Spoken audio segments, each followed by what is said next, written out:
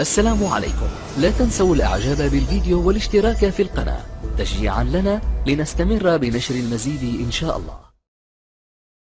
التومة هي المحل ديالها واستهلكتشها طازجة جيد، اذا وضعتها مع الطبيخ جيد، وانا ننصح باش ياخذوها مع الشوربة ديال الخضر. نعم. اللي تسلق الخضرة وتطحن في الماء ديالها، ماشي تلاح الماء. تسلق الخضر تسلق في الماء ديالها وتطحن مع هذاك الماء. لأن عندنا طحانات في المطابخ كلهم، النساء كلهم عندهم طحانة. يطحنوها ويزيدوا على كركم وزيت الزيتون ويكون معها الثومة، يكون رأس ديال الثوم مع هذيك الشوربة في العشية. ملي كيشربوها الأطفال هذه الشوربة هذه، لا أخذوها الأطفال هذه ما كيبقاش الطفل يكحب وما كيبقاش يصاب بهذا الرعشة ولا بالبرد. هذه لماذا؟ لأن النظام الهرموني عند الطفل باقي صغير جدا، يعني كيحتاج تركيز قليل باش الجسم ديالو يعني يعمل بقوة. باقي السيلينيوم فقط، باقي لي مكون واحد. هي تحتوي على السيلينيوم، البصل والسمك والترفاس والثوم، هادو هما المصدر ديال الزريعة، البذور القرعة، بذور القرعيات، هذه زريعة القرعة، هادو يعني المصدر ديال السيلينيوم. الشعير فيه شوية قليل، ولكن هذه الثوم فيها سيلينيوم، والسيلينيوم هو معدن مضاد للأكسدة يعني مضاد للسرطان. شيء الثوم تلقاو ديما مع المواد يعني التي تدفع السرطان عن الجسم. هي الخمسة التي أتكلم عنها دائما، هي الشاي، وهي الشاي والشعير وزيت الزيتون والثوم والكركم.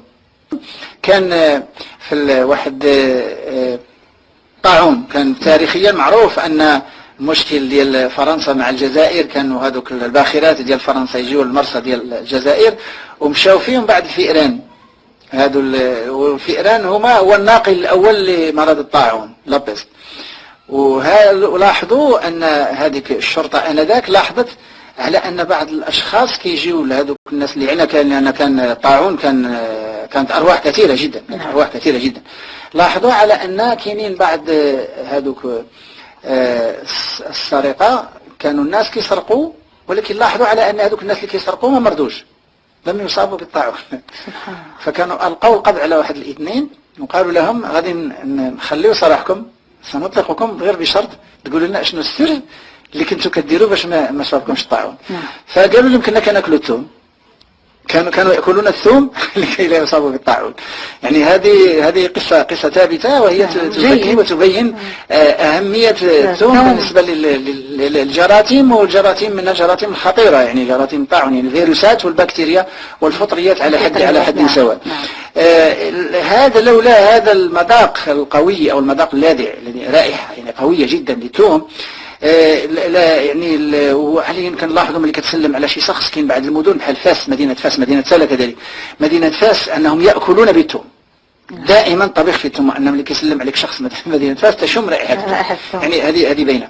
ولكن لا باس، لا كانوا الناس يكثروا من الثوم ماشي دائما، ولكن واحد الفتره ملي يحس بالجسم ديالو شويه بداو كيبانوا ليه بعض الاعراض، بحال الغازات في الامعاء، بحال المشكل ديال ارتفاع الضغط، بحال الاشياء ديال الكحه في فصل البرد اللي كيبداو الناس يكحبوا، الا بداو تيتناولوا الثومه في العشيه، الثومه مع زيت الزيتون ولا حاجه هذه من الاشياء اللي كتحد من الكحه. هذه ثم تبقى أشياء أخرى منها تسخين. كنلاحظوا الثومة كتسخن الجسم، أن ملي كياخذ الشخص الثومة كيعرق، كتسخن. لماذا؟ لأنها كتهيج النظام الهرموني، هي يعني تعمل عمل بهارات، يعني هي تهيج هذا النظام الهرموني. ولما تهيج النظام الهرموني فهي جيدة، بالعكس هي جيدة للجسم، خصوص النساء، لأن يعني الناس اللي عندهم نقص هرموني كيحسوا بواحد الرعشة، كيكون كنقولوا نسميه في المغرب مبراد، يعني كيحس بواحد الرعشه. فاستهلاك الثوم كاين اشياء اخرى، يعني زيت الزين والثوم والكرف وزريعه الكتم، الفواكه الجافه من اللوز والقرقاع والاشياء كلها اشياء تسخن القطاني، يسخن على الفول مثلا، الفول كيسخن الحمص، كيسخنوا الجسم، لان فيهم فيتوستروجينات، فيهم كالوريات، نعم كالوريات، ولكن فيهم فيتوستروجينات كذلك يسخن الجسم. ولذلك فهذا الثوم هو اكل، هي خضره يجب ان تكون في بعد. الاخت هذه اللي سالت من مدينه سلا، أخت أمينة أظن أنها تقول يعني واش ناكلوها طيبة ولا خضراء؟ هي طازجة ولا مطبوخة، نعم، ولكن زيوت الثوم لا تشتري منتوجات من الثوم يعني من برا. أما إذا شريت هذا القوة الكادحة الانيبيتوري باور كتكون مرتفعة جدا، هذه القوة الكابحة، يعني كتقضي على الخميرة هذه الكانديدا التي يعني تصيب بتساقط الشعر. هي جيدة كذلك الديرماتوز، هذو البعض التقرحات اللي جايين من الخمائر. بعض المرات يكون عندنا تقرح على مستوى الفم الداخل، يعني هذه الجروح في الفم داخل التقرحات، هذه تكون كذلك من الخمائر. إذا كانت من الخمائر فهذا الشخص يمضغ ثوم طازج فقط، أو إذا ما قدرش كاين هما الاثنان اللي احنا كنستعملهم ضد الخمائر، القرفة والثوم. هذه تكون في الأكل. إذا كانت في الأكل ليس هناك غازات في الأمعاء، لكن بعض النساء كيتشكاو من القطاني كيسبوا من إلى أضافوا الثوم مع القطاني.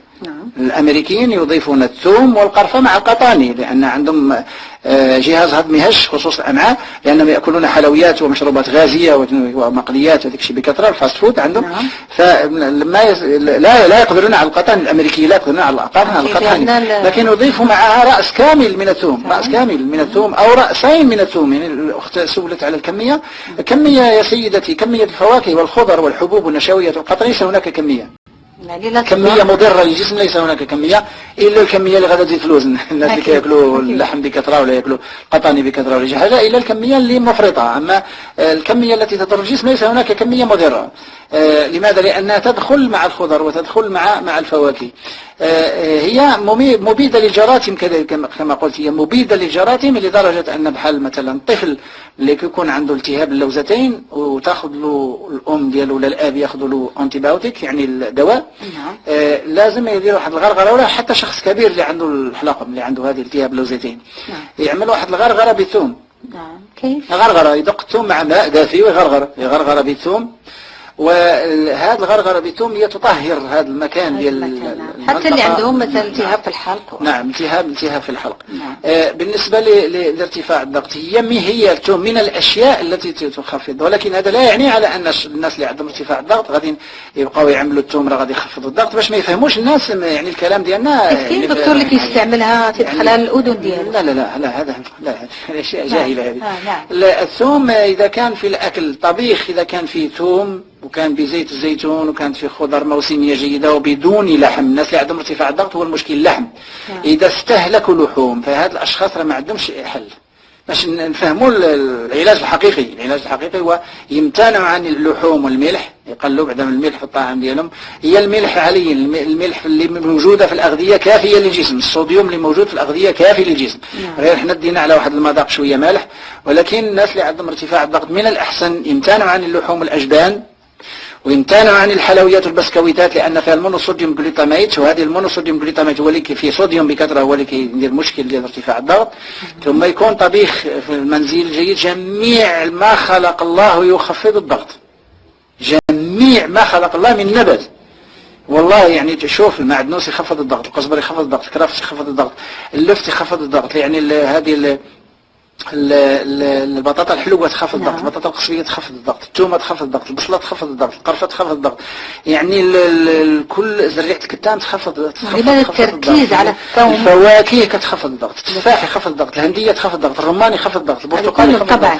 يعني الناس لا ما يركزون على الثوم، لا يركزون على ما سمعوا الخلطات. يعني هذا مصيبات العصر. أنا عندي خلطانة، سمعت خلطانة، لقيت خلطانة، قال لي أختي خلطانة، جارتي عندها خلطة، وهذه هي اللي غادي تهلك المجتمع. هذه القضية خلطات. لماذا الخلطات؟ لماذا الوصفات؟ لماذا خلط؟